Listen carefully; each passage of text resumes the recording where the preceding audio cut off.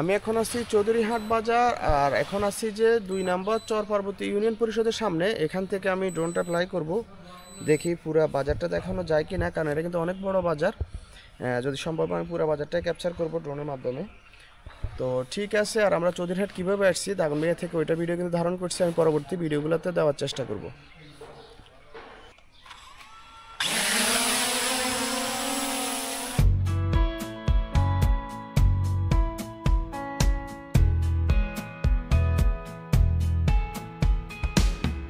নোয়াখালীর ঐতিহ্যবাহী চর পার্বতী ইউনিয়নের অবস্থিত চৌধুরীহাট বাজার কেবল একটি বাজার নয়, এটি ইতিহাস, ঐতিহ্য ও উন্নয়নের প্রতীক। চলুন আজকে ড্রোন ভবনে আপনাদের সাথে শেয়ার করি এই বাজারের নান্দনিক সৌন্দর্য ও সমৃদ্ধর অতীত। মানে আজকের ভিডিওতে আমি মোটামুটি পুরা চৌধুরীহাট বাজারটা দেখাবো, এবং কি চৌধুরীহাট বাজারের পার্শ্ববর্তী কিন্তু উচ্চ বিদ্যালয়, প্রাইমারি স্কুল এবং কি কলেজ আছে, ডিগ্রি কলেজ। আজকে ড্রোন ভিডিওতে সবকিছুই কিন্তু দেখানোর চেষ্টা করব বা দেখানো হবে। চৌধুরীহাট বাজারের আশেপাশে থেকে আমার ভিডিওটা দেখে থাকলে অবশ্যই কমেন্ট করবেন, এবং কি বাজারের আশেপাশে বাড়ি কোনো প্রবাসী যদি ভিডিওটা দেখে থাকেন অবশ্যই কমেন্টের মাধ্যমে জানাবেন। চৌধুরীহাট এটা কিন্তু চর পার্বতী ইউনিয়নের সবচেয়ে যে বড় বাজারটা আছে ওইটাই চর পার্বতী ইউনিয়নের। মোটামুটি যতগুলো বাজার আছে, যতগুলো রোড আছে, সবগুলো বাজার এবং রোডের ভিডিও দিয়ে কিন্তু হয়ে গেছে নিচের অংশের। আপনারা ভিডিওগুলো দেখছিলেন কিনা অবশ্যই জানাবেন। আজকের ভিডিওতে আমি সম্পূর্ণ ড্রোন ভিডিওর মাধ্যমে চৌধুরীহাট বাজারটা দেখাবো, এবং কি বাজার দেখাইতে দেখাইতে আমি ইতিহাস এবং ঐতিহ্য সম্পর্কে কিছু তুলে ধরার চেষ্টা করব। চৌধুরীহাট বাজারের ইতিহাস বেশ পুরনো। 100 বছর আগে এটি স্থাপিত হয়েছিল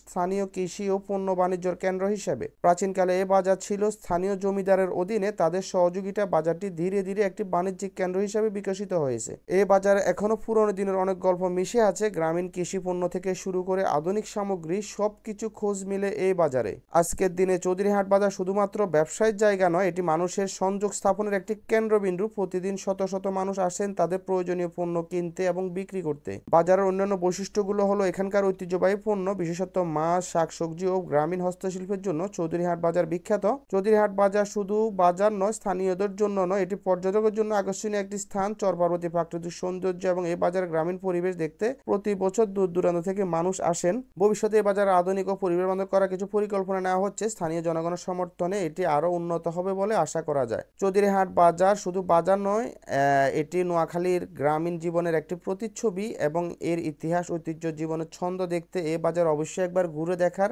মতো বা দেখার আমন্ত্রণ রইল। আমাদের এই ভ্রমণ সেখানকার একটু চিত্র তুলে ধরা হয়েছে। তো আজকের ভিডিওটা আপনাদের কাছে কেমন লাগতেছে অবশ্যই জানাবেন।